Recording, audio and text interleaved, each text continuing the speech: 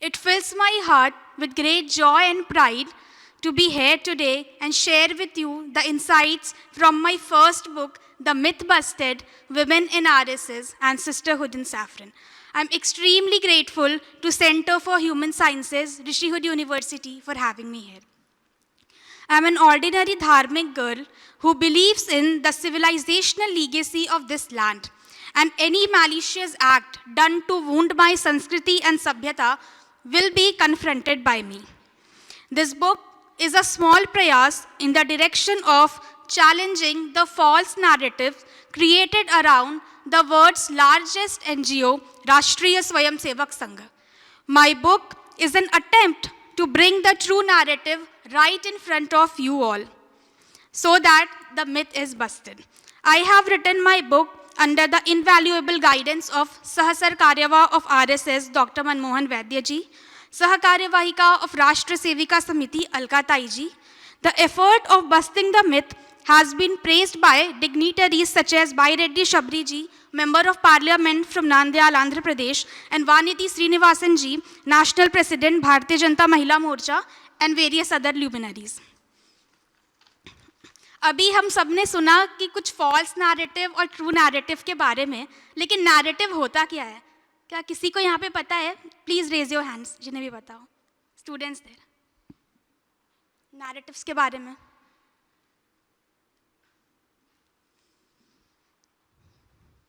चलिए फिर थोड़ा सा डिस्कस करते हैं कि नैरेटिव्स क्या होते हैं. A narrative is a structured representation of a series of events, experiences, or ideas. It is not just about events, but the manner in which the events are selected, shaped, and presented. Today, all of us are talking about false narratives. It means from time to time in history, various attempts would have been made to distort the narrative of this Punya Bhumi Bharat, right? Have you all heard about the policy of Michaelism? Yes. Which led to the sidelining of indigenous languages and traditional knowledge system of our country. It was introduced by Lord Macaulay in 1835 to make Indians mental slaves of the British.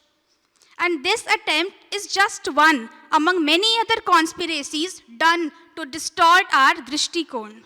The anti-Hindu ecosystem is continuously conspiring to defame our culture and Hindutva.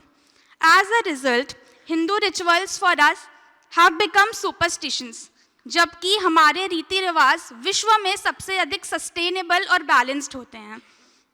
Hindu scriptures have become unscientific, and today we are seeking validation from the West to approve our scriptures. Arya became outsider, and we already know about the conspiracy theory of Arya and Dravid. Dark skin is considered to be ugly today, jabki Maharani Draupadi, who was one of the most beautiful queens of Indian history, was of Shyama Varna, means dark complexion. Brahmins become a symbol of oppression and patriarchy today. Peter Navarro very recently said that Brahmins are profiteering at the expense of Indian people. किसी विदेशी को हमारे ब्राह्मण और दलित में इतनी रुचि क्यों है? Because they want to use the fault lines present in our society and create unrest and divisions. This is a very recent example of weaponized Hinduphobia and a very recent example of how these agendas work. This is the power of narrative setting. A Nigerian novelist, Ben Okri, said, if you want to poison people, poison their stories. Sick storytellers can make the nation sick. And exactly this has been done to malign the image of Rashtriya Swayamsevak Sangh. The whole ecosystem has accused us of terrorism, violence, hatred and misogyny. RSS मात्र कोई संगठन नहीं है. ये राष्ट्र के प्रति अपना सर्वस्व बलिदान कर देने वालों और शाश्वत स्वतंत्रता की ओर प्रयासरत लोगों का एक श्रृंखला है, एक अनवरत तप की गाथा है. And the very feminine avatar of RSS, which is one of the world's largest volunteer women's organization with more than 1 lakh active members and 90 years of consistent Rashtra Seva, is Rashtra Sevika Samiti, the epitome of women's unity in Saffron. Drawing inspiration from Sangh, it has been started, spread and managed by Nari Shakti of this land. Rashtra Sevika Samiti was established by Vandaniya Lakshmibai Kelkar, a visionary par excellence, on 25th of October 1936 on the pious day of Vijayadashmi in Wardha, Maharashtra. And this marked the resurgence of valiant Shaktis and their unending saga on the sacred land. Overcoming all odds and stereotypes of that time, the Samiti gradually started to work, educate, and empower women. Samiti imparted qualities of self-confidence and independence in the women folk and involved them in nationalist activities against the British. When we see the historical context of 1900s, many organizations were booming up to transform society. These organizations had an immediate aim of social transformation.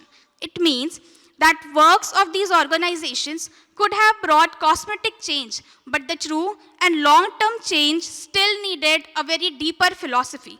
What differentiated Samiti from other organizations was its profound understanding of Bharatvarsha, her existence and her needs. Sri Aurobindo said that Bharat is not a mere piece of landmass, but it is the spiritual energy manifested in form of Bharat Mata. Samiti has a deeper mission of transforming lives of Hindu women by uniting them and working for upliftment of society. Samiti soon emerged as a strong shield against the Western ideologies of feminism and westernization. It challenged the notion of white supremacy and reinstilled the faith of people in its culture and land. Why was it necessary to reinstill the faith of people of this land in its nation and culture? It is so because the power and confidence to fight against such colonial masters come only when we start believing in ourselves, start feeling self-worth and the inner inspiration born out of self-confidence drives one to contribute in nation building. The rational and democratic designing of the structure and function of Samiti was so encompassing that no woman of the country could be served untouched. समिति के लिए जो सबसे महत्वपूर्ण चुनौती थी वो थी महिलाओं का एकत्रीकरण, क्योंकि उस समय महिलाओं का समाज में निकल के काम करना थोड़ा कठिन था. इस नाते से समिति ने एक बहुत ही स्मार्ट अप्रोच अपनाया. सेविकास they went to ladies of their localities in groups, gathered them for Devi Bhajan and Shri Ram Katha. Gradually, the women started showing interest in Samiti. Why Devi Bhajan and Shri Ram Katha were chosen as medium? The first reason is that bhajans connect us with the supreme and spiritual legacy of this land. Devi is the feminine energy which we all need to invoke, and Shri Ram directly connects us with national identity of this land. The second very important reason was that nobody would stop women from gathering and doing puja. Neither the orthodox section of the society nor the British would stop anybody from doing puja, and this is how they propagated nationalist thoughts. Now let us all see how Vandaniya Lakshmibai Kelkar manifested the concept of women leadership in saffron. The Sevikas, they were very active in Samaj Seva and Rashtra Seva. During Quit India movement, women like Lakshmibai Kelkar, Mrunalini Desai, Saraswati Tai Apte were very active in Satyagraha Andolan. Now let us move to the unfortunate partition of India and Pakistan. During the horrors of partition, a Sevika named Jethi Devani from Sindh Prant, currently in Pakistan, wrote a letter to Lakshmibai Kelkar and requested her to visit Karachi to console Hindu women and give them strength. See how soon Samiti expanded from Maharashtra to Sindh, just from 1936 to 1947. This is all possible because of the smart strategy adopted and dedication of the Sevikas. On 4th of August 1947, Lakshmi Bai ji, along with one more Sevika named Venutai, reached Karachi to meet Sevikas. The atmosphere there was so charged and horrifying. The extremist jihadis were shouting, "Has ke liya hai Pakistan, lad ke lenge Hindustan." Amidst the violent activities there, Lakshmibai remained unshaken. The courageous Sevikas devoted themselves in service of people who were the victims of the biggest exodus. Even though Bharat attained freedom on 15th August 1947, Goa was still under the Portuguese rule. During the liberation movement of Goa, the then Pramukh Karyavahika of Samiti, Vandaniya Saraswati Tai Apte, who went on to become Pramukh Sanchalika of Rashtra Sevika Samiti, along with other Sevikas and Rashtriya Swayam Sevak Sangh, played a pivotal role in the liberation movement of Goa. They supplied food and ammunition for the struggle and looked after the families of martyrs. Sevikas even performed the last rites of martyrs who were dead, who laid down their lives for the nation. Dear friends, this is just a few of the tall works done by Samiti towards Rashtra. I hope now you can understand how the narrative works, how the narrative setting is done, and how they hide stories of true tapasvis. During Indo-China War, Sindhutai Pathak, a pracharika from Uttar Pradesh, met the then Defense Minister of India, Yashwantrao Chavan, and extended help of Rashtra Sevika Samiti for any kind of contribution in war against China. During the emergency and under the brutal attacks and repressive measures of the government, Sevikas came out in large number to protect the democracy of this country. They were attacked, their houses were raided, but still they were very active in protest to save the Loktantra of Bharat. We all know about the dreadful Kashmir Narsanghar. Amidst the bloodshed of Hindus, the Sevikas with blessings of Ma Durga moved forward to Jammu and Kashmir and helped Kashmiri Hindus with food, shelter, medicines, and basic amenities. They arranged for vocational training centers which could make women financially strong to run their families. And later on, they even arranged for marriages of Kashmiri Hindu youth. They all risked their lives because they considered people of this land as their own brothers and sisters. In terror-struck part of Punjab, one car of Sevikas even faced firing and violence. Still, Sevikas carried out their tasks with full faith and resolve. Now, let us see Sri Ram Janmabhoomi Andolan, a struggle for national identity. During Sri Ram Janmabhoomi Andolan, Sevikas stood shoulder to shoulder in struggle to reclaim the sacred birthplace of Prabhu Sri Ram. They tolerated several atrocities. When Sevikas were crossing Prayagraj in Uttar Pradesh to reach Ayodhya Dham, police mercilessly discharged lathis on Sevikas, but Sevikas were as firm as Himalayas. The Grand Mandir of Prabhu Sri Ram Lalla, which we are witnessing today, is the result of penance done by lakhs of people continuously over 500 years. I am also from a family of Kar Sevak. My Swargiya Nana ji, Shri Prem Narayan Lal ji, was a very tall leader of Sangha from Varanasi. And my mother always tells me stories of how it was so difficult for Kar Sevaks to do this Andolan of Sri Ram Janmabhoomi.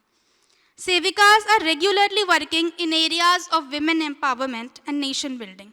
Whether it was Bhopal gas tragedy or earthquake in Latur, they volunteered for every cause. During COVID, Sevikas were not inside their houses, they were in battlefields. They made and distributed masks and even performed last rites of dead bodies which were COVID positive. During COVID, we saw power of society, and people of Bharat came out in large numbers to support each other. The striking feature of our society makes us different because we believe in Sarve Bhavantu Sukhinaha and Vasudhaiva Kutumbakam. Sevikas have run many campaigns against violence with women, drug abuse, and many such important topics. Some historical figures had visited Samiti and they were impressed to see the Karya Paddhati and value system of Samiti and the Sevikas. Now let us see and hear about those stories. The great nationalist Shyama Prasad Mukherjee has visited Shakhas of Samiti. The second Sanghachalak of RSS, Param Pujniya Guru Golwalkar ji, introduced Shyama Prasad Mukherjee to Nagpur Shakha, and later Vandaniya Saraswati Tai ji invited him to visit the Pune Shakha of Samiti. Shyama Prasad ji was delighted to attend the Shaka and praised Sevikas for their discipline and contribution in nation building. In Pune Mahasammelan of 1967, the program was attended by nearly 1300 Sevikas. It was a very historic movement. This time, the program was attended by a very popular mass leader, Vijaya Raje Scindia. Vijaya Raje Scindia was a very famous leader and she was very much impressed with the discipline structure of Samiti. From the event of Pune Mahasammelan, she became an inseparable part of it. She used to say that Shakhas of Samiti were a powerhouse of energy for her. The great Vinayak Damodar Savarkar, who was the founding father of the ideology of Hindutva. When Veer Savarkar met Mausi ji, after knowing about Rashtra Sevika Samiti, he was very satisfied and said that work of Samiti is like that of trickling water. It will give nourishment to the soil of the country and it will take nation towards the immortal youthfulness. सेविका समिति सेविकाओं के चरित्र निर्माण से राष्ट्र निर्माण हेतु संकल्पित है. इस हेतु से समिति ने स्त्रियों के समक्ष त्रिगुण और त्रिआदर्शों को प्रस्तुत किया है. Let us dive deep into these concepts. The first Sadgud is of Matrutva. In Indian ethos, the virtue of motherhood is considered as the supreme quality of universe. This intrinsic quality elevates woman to highest pedestal of creation. The quality is innate in every woman and the inherent quality of motherhood makes woman the greatest creature of God. The Matrutva as deciphered in our culture is not just the biological phenomena of becoming a mother and upbringing a kid. It is the sublime value of universal love and compassion. Matrutva is the capacity of nurturing the whole world, rejuvenating the system, and bringing the society in togetherness of harmony. This is the reason why women in Bharatvarsh are referred to as Matru Shaktis. Have you all heard of Rajmata Jijabai? Yes. Very nice. In Samiti, the Param Adarsh of Matrutva is considered to be of the great Rajmata Jijabai. She is the mother and guru of one of the greatest kings of Indian history, Chhatrapati Shivaji Maharaj. Jijamata is also the birth giver, the concept of Hindavi Swarajya. And she sacrificed her life for the rise of Swarajya and Swadharma. Mata Jijabai from the very beginning taught the values of Raj Dharma to Shivaji Maharaj. Motherhood of Jijamata was not just limited to him. She cared for her praja as her own daughters and sons. She inculcated values of fearlessness and patriotism in each of them. She imparted military training to women of her kingdom. We have other such great examples of Matrutva such as Ma Sharda and the mother. Now let us move to the second virtue, that is Kartutva. Yogaha Karmeshu Kaushalam. It means doing work with dedication, detachment, and excellence is yoga. And in Indian history, there have been many such great examples. Have you all heard of Punya Shlok Devi Ahilyabai Holkar? One such example is Punya Shlok Devi Ahilyabai Holkar, the queen who remapped the entire nation by reviving the national glory of temples. Ahilyabai Holkar was the epitome of good governance. She was born in a marginalized class. She belonged to the Dhangar Gadaria community. She was married off into the royal families of Holkars, and Holkars were also from a marginalized community. Friends, here one more narrative stands dismantled. The illusion that has been created that Bharat has been ruled only by upper caste, but we are seeing that marginalized class was ruling Malwa in 18th century. This is very fascinating. And this is the reason why we all need to revisit our history through Bharatiya lens. When Devi Ahilyabai became queen after the death of her father-in-law, she ensured that every person is happy and prosperous in the entire Rajya. She lived a very disciplined lifestyle. She was the true reflection of virtues of Seva and Karma Yoga. Though she was a widow, and at that times the lives of widows were miserable, but Ahilyabai broke all the stereotypes and superstitions. She emerged very strong and brought a spectrum of reforms. She ensured that women get the shares in property of their husbands. This was a historic move and a strong step towards women empowerment. Rani ensured that justice is delivered to all, and she established the rule of law. She established educational institutes for children, dharmashalas for travelers, healthcare centers for patients, and made sure that women are equally equipped with health, wealth, and hold high administrative positions. She survived three big unfortunate shocks in her life. She lost her father, her husband at a very young age. She lost her father-in-law, who was his biggest supporter and mentor. She also lost her son. But she lived. She lived for her Praja and Rashtra. We also have other examples like Tyag Murti Devi Pannadhai, who sacrificed her own son to save the future of Mewar. This is power of the Nari Shakti of Bharat. Let us move to the third virtue, Netrutva. Leadership is the ability to inspire, guide, and influence individuals or groups towards achieving shared vision. In Samiti, Rani Lakshmi Bai, a roop of Bhadragali herself, is considered to be Adarsh of Netrutva. Rani Lakshmi Bai showed to the world the might of an Indian woman. The ferocious Manikarnika was very determined from her childhood to break the shackles of British colonialism. She was so kind-hearted that she always stood for voiceless Indians and ignited the fire of freedom within them. At the young age of 23, she became the tallest leader of First War of Independence of 1857. There are many such great examples in Indian history who fought against such evil forces. Has anybody heard of Queen Naiki Devi? The famous queen of Chalukyan dynasty, the present-day Gujarat. During her time, Muhammad Ghori attacked Chalukyan Empire to enter India. She gave him such a tough fight in battle that he had to flee the battlefield and run away to save his life. आइए अब हम सब जानते हैं कि समिति की शाखा क्या होती है और कैसे लगती है। आप में से कितने लोगों ने समिति के बारे में सुना है या शाखास के बारे में सुना है, संघ या समिति किसी के भी? और आप सब में से कितने लोगों ने विजिट किया है शाखास को? बहुत बड़ी संख्या है, बहुत अच्छी बात है। चलिए मिलकर डिस्कस करते हैं फिर। शाखास आर बेसिक यूनिट्स ऑफ संघ एंड समिति. Shakhas are grassroots assemblies where women from different walks of life gather to participate in activities of Shakha.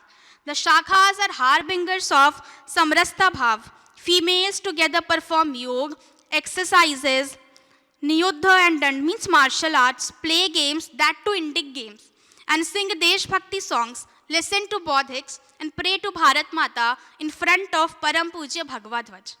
Shakha is a power-packed 1-hour session of holistic development. Now let us know about significance of Param Pujya Bhagavad Dhwaj. Bhagavad Dhwaj is the embodiment of zeal, commitment and heroism and relentless service to Rashtra and Dharma. It is a sacred flag which is of the color of rising sun. It exhibits hope, strength and immortal journey towards truth. From the time immemorial, the Bhagavad Dhwaj has guided path of millions of Hindus towards service of nation. RSS has adopted Bhagavad Dhwaj as Guru of Samiti.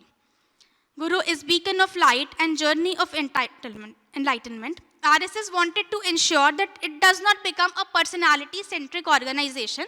That is why Bhagavad Dhwaj was chosen as Guru and is considered the most sacred personification of Guru Tattva.